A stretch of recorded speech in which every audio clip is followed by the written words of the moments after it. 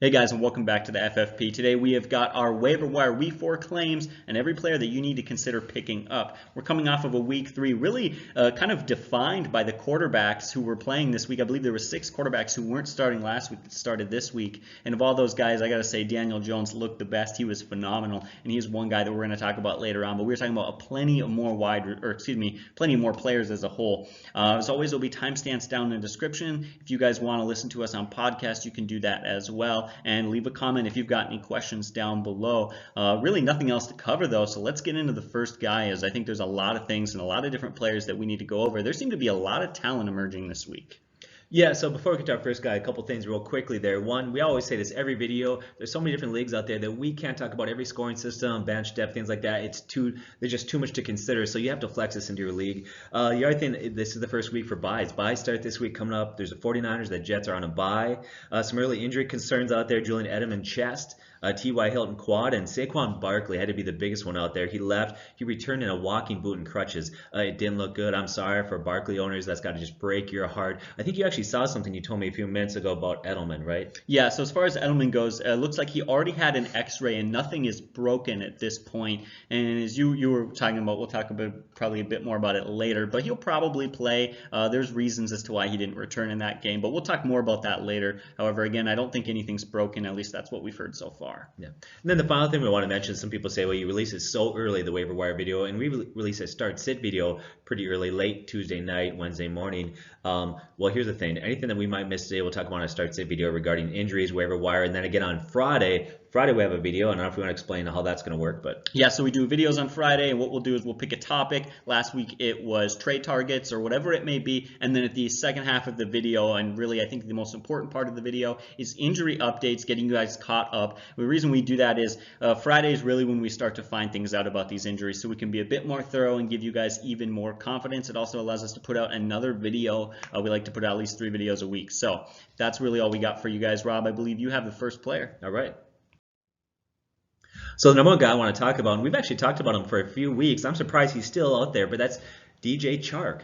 He is 60% available out there. That's in a lot of leagues. I can't believe this. You got to grab this guy. I don't know why people are overlooking him. I don't know why they won't realize he's a legitimate, solid wide receiver out there. He's a star in the making. This 6'4", second-year wide receiver is a physical freak. This guy has got a lot of skills. He crushed it in his combine workout. We did a few videos. We actually talked about some metrics, how he did in his combine. I don't want to share that again to be redundant for those that follow us all the time. You don't need to hear that information. But if you want to know some more in-depth metrics about him and kind of what he did at the combine, watch our other videos, last week's waiver wire, or go to last year. We had a video released in July 2018 called Players You Should Know, and we talked about him in there. His recent success is not a fluke, okay? This is not, you can trust this guy. So last 3 weeks, if you didn't know, I'll just give you a quick overview of what he did statistically, right? In week 1, comes out 4 catches, 146 yards and a touchdown. Okay, a fluke, right? Week 2, 7 catches, 56 yards and a touchdown. And that's not last week. He's facing a very solid Titans defense. That Titans defense is really good. And he goes out and has 4 catches, 76 yards and a touchdown. Now, he's got a little bit more difficult matchup this week. He could face Chris Harris, cornerback for Denver there. I believe they're playing the Broncos this week. I don't know if you can confirm that or not, but I'm pretty certain of that anyways. But after this week, he's going to start to see some easier defensive backfields. That's going to open things up for him, that entire offense there. Now, the concern you would think for him is that they have a rookie quarterback starting. That would bring down his value. That was kind of where we had a concern going from week 1 to week 2. As, of course, Foles goes down. That's going to decrease his value. But I tell you what, Gardner Minshew looks good. He looks really good. You're going to talk about him later in the video, so I won't get into it. And he really trusts Chark. And that chemistry is going to continue to grow, though. You need to grab this guy, especially if you're in dynasty leagues. Chark should not be out there in 60% of leagues. He's too good. He's going to win you some games. All right, so another guy that we really like is Phillip Dorsett. Now, he is 69% available. And there are, a lot of wide receiver options to consider, but he is very highly available. And this guy has huge upside as far as talent goes. And pretty much everyone around the NFL has known that for a long time. He's a former first-round pick, so this is no surprise to see these last few games how he has been performing. The numbers have been there. He comes out week 1, he has 4 catches, 95 yards, and 2 touchdowns. He looks absolutely insane. And then they go out and they sign Antonio Brown. And to be honest, he just gets buried. He doesn't do anything week 2. But there's Antonio Brown, Josh Gordon. Of course, they've got 3 or 4 different guys they're using in the backfield. Julian Edelman, he just gets buried on the depth chart, but then Antonio Brown leaves this last game in week 3. Josh Gordon struggled a little bit, and you know what? He has 6 catches, 53 yards, and a touchdown. I think Phillip Dorsett's not a guy that maybe cracks a lot of starting lineups every single week, but he's got a guy that has to be on your roster. He's a guy you have to consider. As we mentioned Antonio Brown before, he's released. He's not on the team anymore. Julian Edelman, he is banged up. If Julian Edelman misses any time or plays less than 100%, that of course adds value to Phillip Dorsett. There's not a whole lot to talk about. He's got a Hall of Fame quarterback in Tom Brady. He's in a good system. This guy is a deep ball threat who's made plays. 2 of the last 3 weeks he has been a star. And the 1 week we didn't, we kind of have an excuse for him. He didn't disappear for talent issues or anything like that. So I think he's a really good wide receiver you need to consider. He is a high risk but high reward guy. So Phillip Dorsett, that's all I got to say about him. But he's a guy you should be picking up for sure. Another guy that you need to grab out there is Marquez Scantling. He is 48% available. That means over half of you out there can grab this guy. This week he's got a great matchup against Philadelphia. Philadelphia's been getting torched by wide receivers. Consider this, in the first 3 weeks, Philadelphia's defense has given up 4 wide receivers that have broken over 100 yards receiving. And they're just getting torched by these guys. Here are the wide receivers that got over 100 yards in the first 3 weeks versus them. Terry McLaurin, Marvin Jones, Calvin Ridley, and Julio Jones have all had over 100 yards. And 2 of those wide receivers, actually the number 2 guy on that roster. That means that number 2 wide receivers are performing really well against the Philadelphia defense there. And that's really kind of what role he has in that Packers offense. He's number 2 guy behind Devontae Adams. So that, I think, bodes really well for him. Now, his overall numbers haven't been great. Okay, so maybe you aren't that excited about it, but consider this. First 3 weeks, the Packers have played some very good defenses, Minnesota, Chicago, and Denver. So things are going to get better for that offense there. And he's clearly the Packers' number 2 wide receiver at this point. And that schedule, the Packers' schedule, they're going to start facing some defenses up, get a lot of points up to wide receivers. He had 10 targets today, which I like, shows that Rodgers is not afraid to look his way. Now, some people, I've heard a lot of talk out there, and it's kind of weird that Aaron Rodgers has lost something, doesn't look as good as he used to look, things like that. You know, I'm going to say this right now. Aaron Rodgers is fine. Aaron Rodgers is having and going to have a great year. Right now, their team is 3-0, and he's been very efficient. He hasn't thrown 1 interception. His schedule becomes very quarterback friendly, and they're going to begin to score points. A lot of those wide receivers, a lot of those weapons are going to begin to benefit from their schedule shift right now. Once again, Aaron Rodgers is fine. He's done everything he's needed to do. He hasn't done or need to do any more really in that offense. So I love this combination. I love this guy. I think he's going to be great. Marquez Scantling, he is 48% available out there. All right, guys, so at 46% available, we absolutely have to talk about Nelson Agholor. And the first thing I have to say, got to put it out there, is his value is dependent on the health of Deshaun Jackson and Alshon Jeffrey. If both those guys are healthy, Agholor doesn't have a lot of value. But if one of those guys or both of those guys is banged up, missing time, not playing at 100%, not playing in that game, he has a lot more value. Because we're coming into the season, this guy doesn't have a whole lot of value. He's not on a lot of people's targets. He's not owned in a lot of leagues. And then, boom, both those guys get hurt. He comes out. He has 23 targets in the last 2 weeks. He's been insane. 2 weeks ago, he had 8 catches, 170 yards, and a touchdown. That looked great. We talked, it was just 1 week, but we talked about how this guy you should consider starting as a wide receiver 3. And I continue to say he is a wide receiver 3 if one of those or both those guys is out. And then last week, he really backs that up. 8 catches, 50 yards, and 2 touchdowns in his last game. And so the numbers have been there. But again, to note, this is a guy you're going to have to stash on your bench and be ready to drop or be ready to not play this week, depending on the health of those other guys. Another guy out there you should consider is Mecole Hardman, 52% available. The speedster had a big 83-yard touchdown today. He looked fast. That gives him 2 long touchdowns 2 weeks in a row. He's too explosive and he's too fast to sit or to leave on the waiver wire.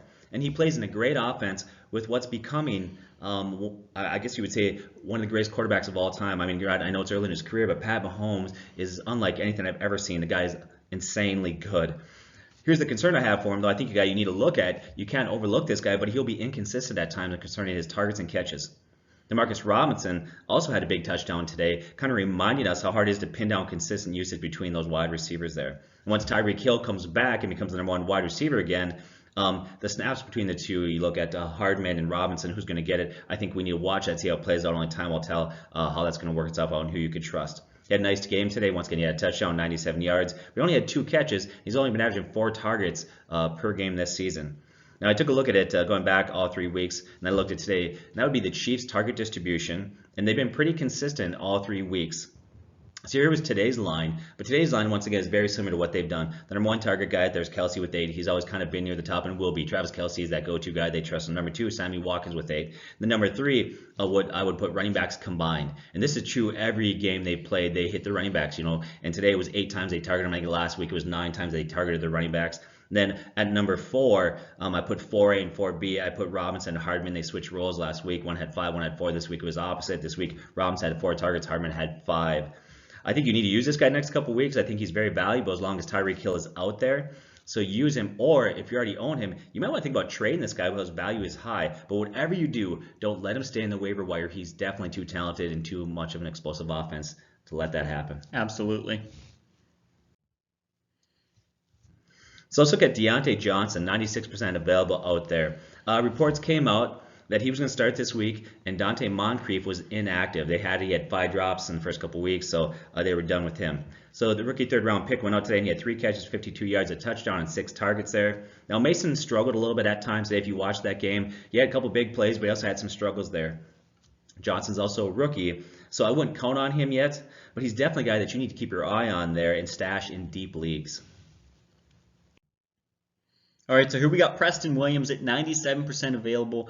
Yeah, guys, there's a reason he's 97% available. I call him a watch more than a pickup player. Now, if you're in a deep league, certainly a guy to pick up. The last 2 games, he had 4 catches for 68 yards and 4 catches for 63 yards. Nothing phenomenal, but I tell you what, that team that's rebuilding with this rookie Preston Williams, he's going to get better over time. And you know what? I can't believe I'm saying this, but Josh Rosen looked at least a little bit better than Fitzpatrick did last week. And so I think things are looking better as we go into the future. Not a guy to play often, but a guy, if you're in deep leagues, to pick up and at least keep your eye on. Preston Williams. Yeah, the Dolphins, they've been terrible, and they're going to be this year historically bad, but they're going to get better. They're not going to be this bad. I mean, they're going to be bad all year, don't get me wrong. In fact, I wouldn't be surprised at all if they finish 0-16, but they're going to make some improvements. They'll put a few points on the board there, and there'll be some garbage time stats to have maybe a few weeks down the road. Guy definitely to watch in dynasty leagues. Adam Humphries, I know you like this guy. I actually like him too. He's 94% available. He was brought in. They gave him a decent offseason contract, brought him into Tennessee to be one of their starting wide receivers there. Disappointed the first 2 weeks. But he's a solid-handed wide receiver who had a very good week 3. He goes out, he had 6 catches, 93 yards. Now he has the potential to develop into a sure-handed wide receiver that has value in PPR leagues as a wide receiver 3 or flex value. He's more, I go back to what you said, he's a guy that I probably won't grab at this point, but some of you are on sites where you can click the watch list, put him on your watch list. And I think his usage is going to go up. I think his value is going to go up. And I think he's a guy that Marcus Mariota is going to look to more and more and depend on trust. So keep an eye on him. All right, so now we've got names that you guys need to, I guess, better safe than sorry, names that you guys need to make sure they're not out for agency. They're not highly available, but if they are, absolutely pick them up. So first guy is Sterling Shepard at 26% available. He had a good week last week, and Danial Jones is absolutely insane. He is what that offense needed. Michael Gallup, this guy, other than having that little bit of banged up injury, when he's played, he's been great, and that Dallas offense is insane right now. Dak Prescott looks great. You got to have this guy. Terry McLaurin, 35% available. I'll tell you, Case Keenum, looks better this week or this season than we really expected him to be, and that offense looks fine. And Terry McLaurin is one of the best young wide receivers. Of course, DK Metcalf, he's getting balls thrown from Russell Wilson. I mean, you can't complain about that, and he has looked very solid. Despite missing most of the offseason, his rookie year, he still looks very sharp and very developed. And then, of course, Marvin Jones at 32% available. He just had a huge week today, 6 catches, 101 yards, and a touchdown. So, as always, we just want to put this reminder out there for you guys just to check your free agent waiver wire and make sure, because you're going to be kicking yourself if you saw that they were out there and you didn't pick them up. Yeah, we look at Marvin Jones next week. I'm not a big Marvin Jones fan going forward week after week, but next week he's got a great matchup. So for you, he's a good plug and play if you need a wide receiver for week 4 there. So if you're hurting for running backs, and a lot of people are out there because we get a lot of questions, it's hard to find good running backs. The guy that you need to consider is Gallman Jr., 98% available. What's the old saying? One man's misfortune is another man's good fortune. And for those Saquon Barkley owners out there, once again, I'm sorry he went down and it looked like he's going to miss some time.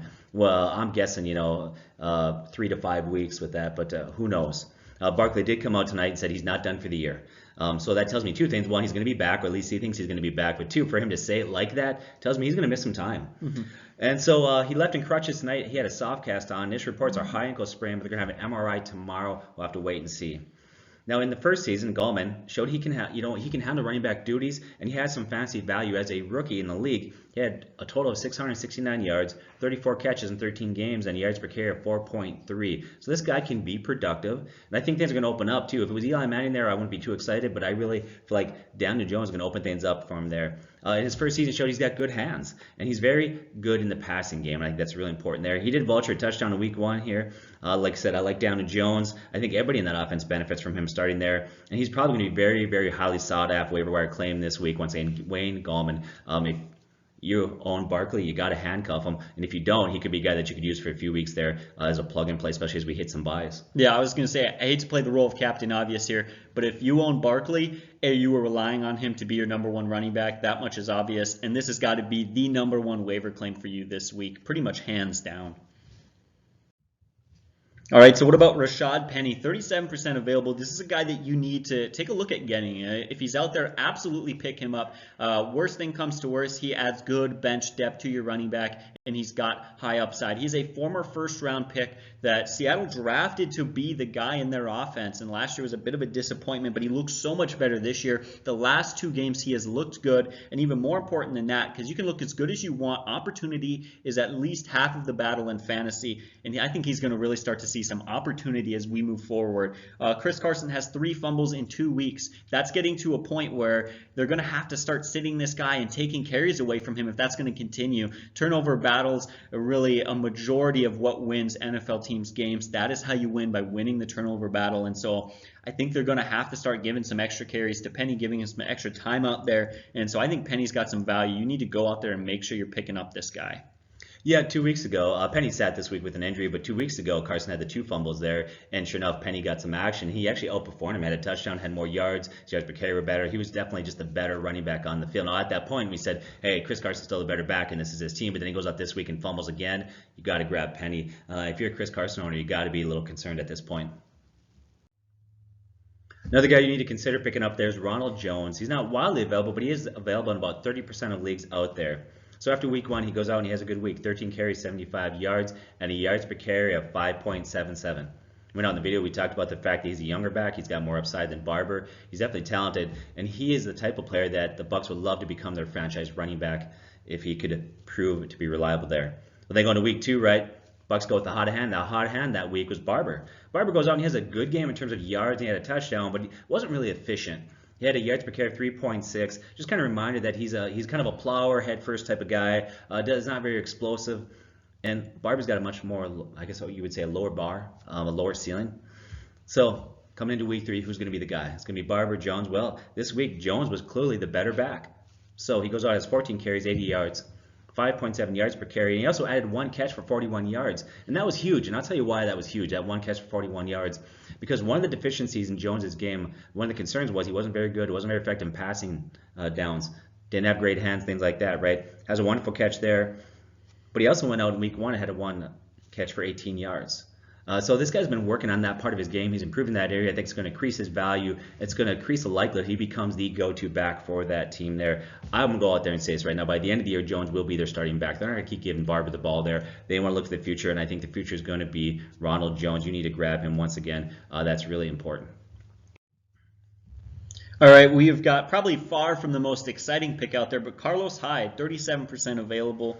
Yeah, guys, his yards per carry isn't great, but I'm going to make this short and I'm going to make this sweet. He's the clear lead back, and he is a touchdown machine with specific standard value. This is a guy that should be owned in every single league, at least to add depth to your roster. There you go. I mean, that's as simple as it gets. Yeah, you talk about his yards per carry. Actually, going into this week, his yards per carry was really good. But then today, he kind of a bad game. I think it was like 11 carries for 17 yards. Definitely brought down that yards per carry. But then he offsets that by getting the goal line plunge. You get that red zone carry, get that touchdown. That's huge. He had that today. And I think he's going to get many more of those. It's clear to me that he's the first and second down back for the Texans there. Would you agree with that? Yeah seems pretty obvious. Kenyan Drake, I know I'm going to talk about this guy, but I'm going to. 39% available out there. If you're really desperate, Drake could be somebody to consider. And some of you out there are desperate. I know some of you are going to watch and say, Drake, man, you guys, what are you talking about? This is insane to even consider him. But there are some owners out there that I would tell you right now that are that desperate. I know some people that are in 18-team leagues or 16-team leagues. So here's why maybe you could consider him. First of all, you need to be in a large league and have really nobody on your bench that you can trust. I'm really qualifying this quite a bit, but you have to with Drake. You look at Kalen Ballage, he has been terrible. And if you consider how bad the Dolphins' offense has been, Drake has been okay. Today he goes out, he has 38 yards rushing, and he had 3 catches for 34 yards receiving there. It's good. This is a guy that if you can get out in space, he can be very active in the passing game. He could have value in PPR leagues. Now, he did lose a fumble at the goal line, but he's really the only back in that entire offense that can even move the chains at all. And so, got to watch this guy. He's had 10 catches for 3 games. I think that's good. Honestly, if you're very desperate, you have to be desperate. He's a guy that you could grab. I mentioned earlier in the video, the Dolphins are bad. They're going to be historically bad, but they've got to improve. They can't continue. They're going to put some points on the board, and I think he's a guy that from time to time would have some plug-and-play value. Well, you have to consider a few other things that really work together in saying, guys, bench depth at running back is going to get more and more important as we move deeper and deeper into the season. Reason number 1, bye weeks. There's going to be one point in the season where I think there's 4 less games than normal. I don't know which week it is, but there starts to be less and less games, and guys are just going to have bye weeks, right? I mean, what are you going to do when Christian McCaffrey's not playing? He's not hurt, but he's not playing. On top of it, we've seen always add bench depth to your roster. What are you going to do when your guy Saquon Barkley hurts his ankle? I mean, as much as we want to say, yeah, I'm not a huge fan of this guy, don't keep dead weight on your bench. At least try to take some shots on some guys with high upside. He should at least find himself on a couple of rosters in deep leagues. I mean, that's that. You bring up a really good point there, and too, that's that, one of these teams out there that's in contention who's struggling. Maybe it's the Texans, or maybe it's New York in the meantime, where they're waiting for Barkley to come back. Not that I'm saying that New York's in contention, but they definitely need help at running back now. I won't be all that surprised if a team picks him up, just throw some veteran depth on their bench, and he could benefit from that. So just keep an eye on him. All right, here's another guy. I feel like there's not much running back talent out there. So we're kind of qualifying a lot of these guys and saying, hey, Chris Thompson, this guy's 56% available. I'm not huge on him, but many of you guys are looking to add some bench depth or replace an injured starter, whatever it may be. He's far from amazing, but he's got PPR value. He's used a lot in the passing game, and he has 14.9 fantasy points over the last 2 weeks. That's far from amazing, but if you are looking to plug and play, to deal with a bye week or an injury, or to just add some depth in a PPR league, Chris Thompson is a guy at 56% available that you can go out there and pick up, and that you should at least have sitting there waiting in case something happens. So I can't believe we're even having this conversation again. Jamaal Williams, 91% available. If you've been following our site for a couple years, we were big a couple years ago. We kept telling everybody Jamaal Williams is not going to be the guy. Aaron Jones is much better, much better. We got a lot of heat for that, and Aaron Jones proved to be the much better running back, right? But for like 2 years, the Packers coaches couldn't see what everybody else in the league saw, which is that Aaron Jones is a way better running back than Jamaal Williams, right? Last week, Jones goes out against a very good Vikings defense and has an amazing game, crushes it, right? And then the coach comes out this week, Coach LaFleur said he wants to even up touches between Aaron Jones and Jamaal Williams. I'm like, are you kidding me? Are we going to do this again? Williams is not the better back. But I tell you what, that's exactly what the coach did this week. He stuck to his word, and Williams actually outcarried Jones 10-12. And he had outgained him 59-19. He also had more catches. He had 2 catches for 27 yards versus Jones 1-4. So this is getting concerning there, the usage. Now, Jones did have 2 touchdowns today. And I'm going to say this, barring an injury, I don't see Williams becoming the lead back. Jones is simply the better player as last 2 years and many metrics have shown. But based on the coach's comments and the usage today, I think he's a guy that needs to be stashed out there. Once again, I still can't believe that we're having this conversation, but the coach seems committed to even up those carries, so I think you need to grab Jamaal Williams if they're on your bench.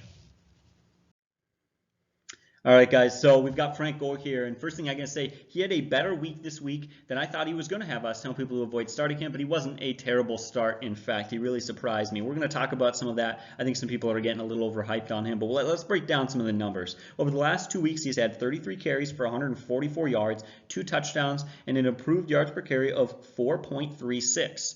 This is really surprising for a running back who's 36 years old and came into this season as what I thought was going to be the third running back behind McCoy and Singletary. They get rid of McCoy and then Singletary gets hurt. That opens up this availability for this guy who is, by the way, 43% available in fantasy leagues.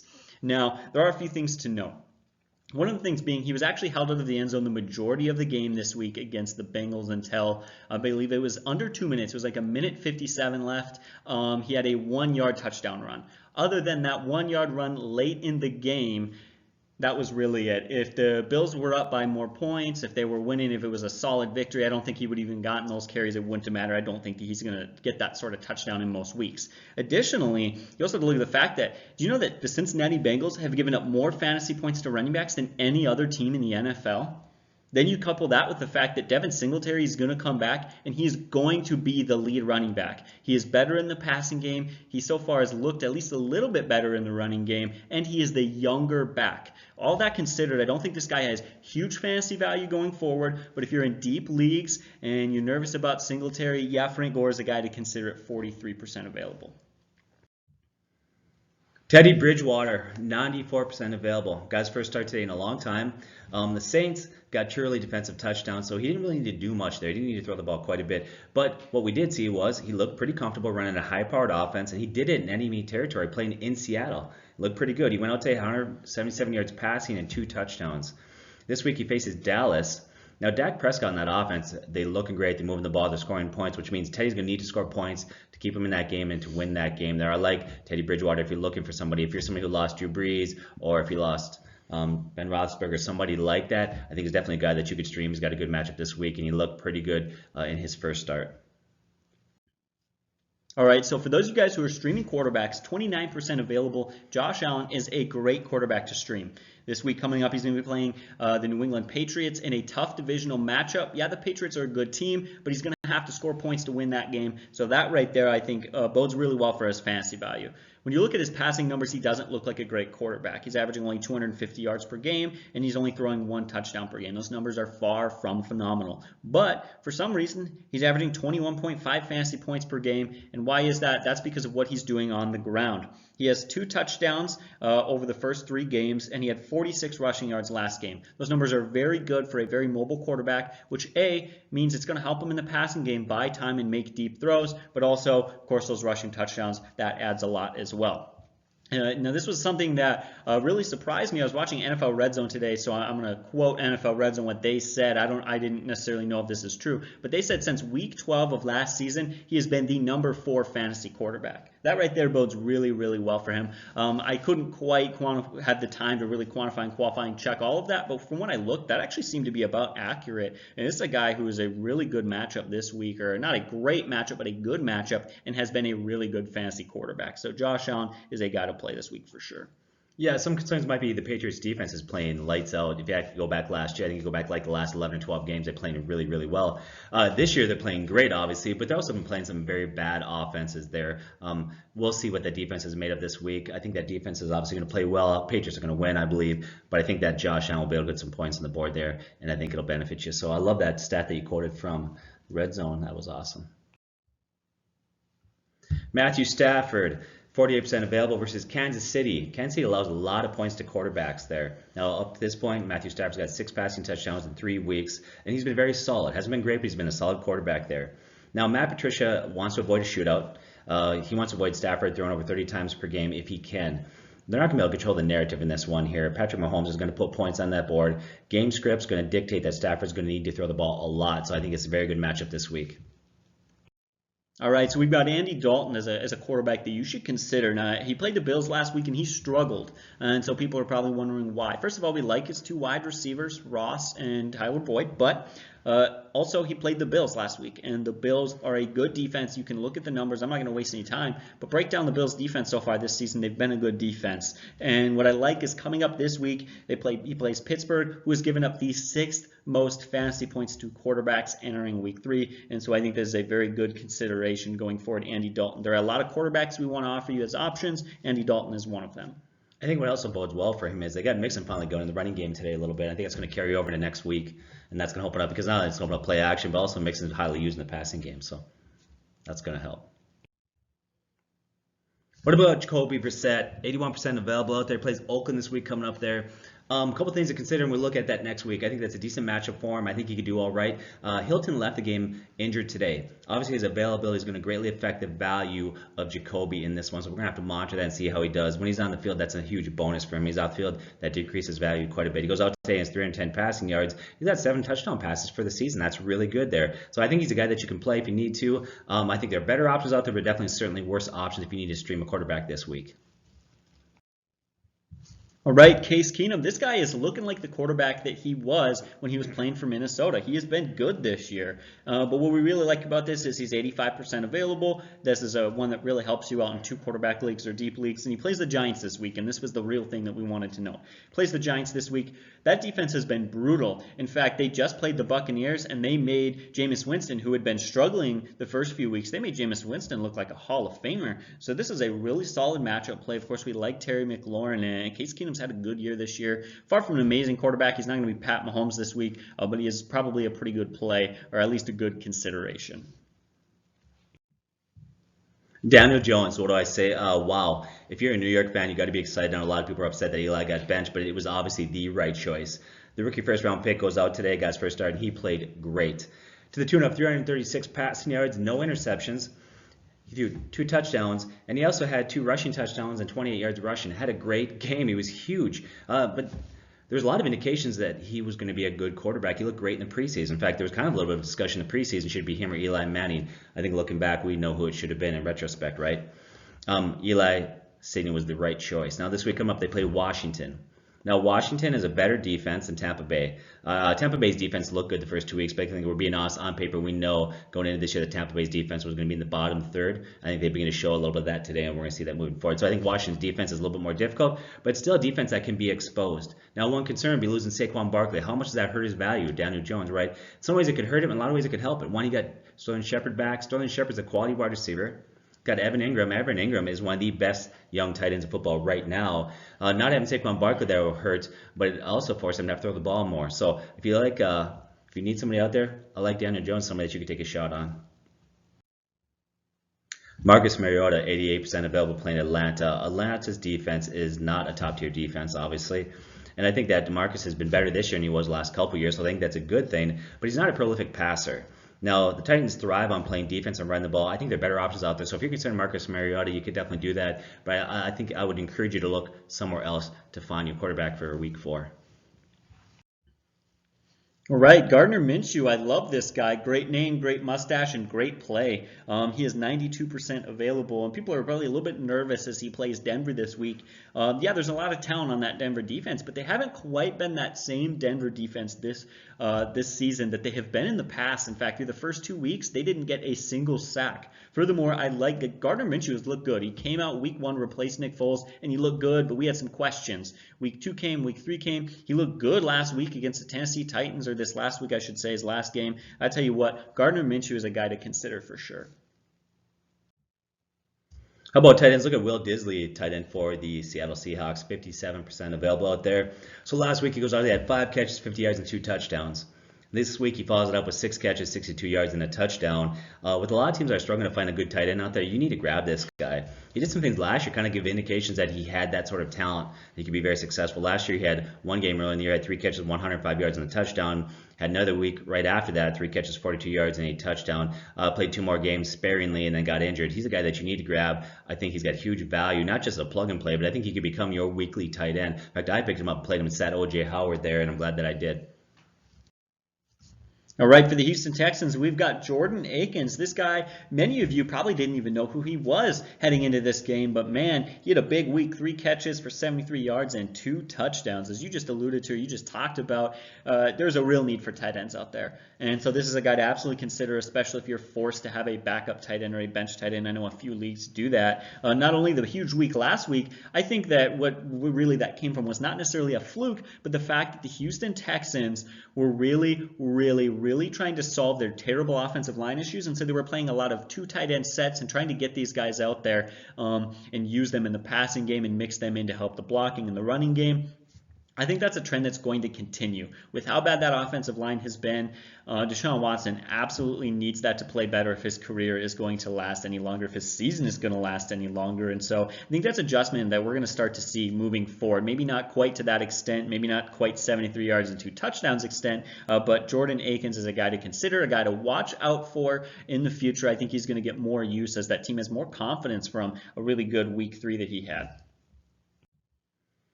Another guy there's Jason Witten, 46% available today, has 3 catches, 54 yards. Didn't have to press too much later in the game. He might have put up bigger numbers if they needed to. Simply didn't need to.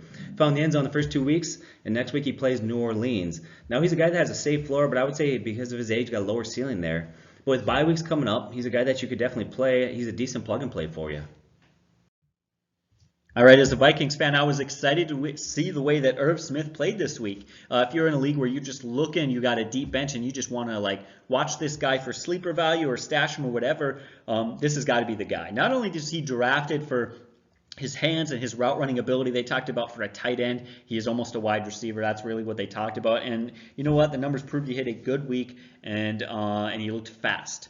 Not only that, but even more importantly, Kyle Rudolph is really more of a blocking tight end. He's such an overrated fantasy tight end. I think even the Vikings are starting to notice that. And so this is definitely a guy who's a second-round pick. He had 3 catches for 60 yards this last week. Irv Smith, he's a guy to consider. He's a guy to keep your eye on at least.